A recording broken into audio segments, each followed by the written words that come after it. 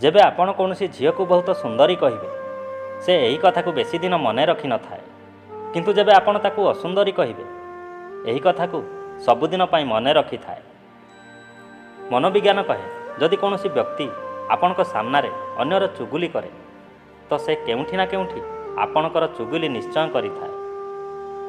ଦୁନିଆର ସବୁ ସଭ୍ୟତାରେ ପୁରୁଷ ନିଜଠାରୁ କମ୍ ବୟସର ମହିଳାକୁ ଆଉ ମହିଳା ନିଜଠାରୁ ଅଧିକ ବୟସର ପୁରୁଷକୁ ଅଧିକ ପସନ୍ଦ କରିଥାନ୍ତି।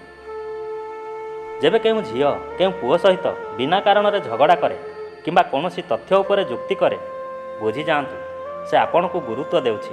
କାହିଁକି ନା ଝିଅ ଯାହାକୁ ଗୁରୁତ୍ୱ ଦେଉନଥାଏ ତା ବିଷୟରେ କିଛି ଭାବି ନଥାଏ। ସମସ୍ତଙ୍କୁ ସେକ୍ସ ଅଫର କରିବା ବାଲା ମହିଳାଙ୍କୁ କେହି ବି ଇଜ୍ଜତ କରିନଥାନ୍ତି।